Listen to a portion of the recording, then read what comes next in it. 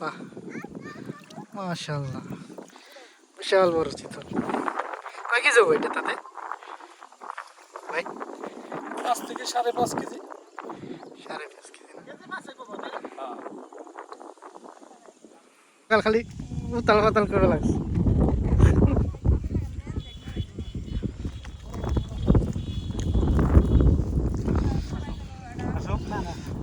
ডরাবি না না না এমনি এদিক থাকো এদিক থাকো নাও ডরা উনি হ্যাঁ উঠছে হ্যাঁ উঠছে ওকে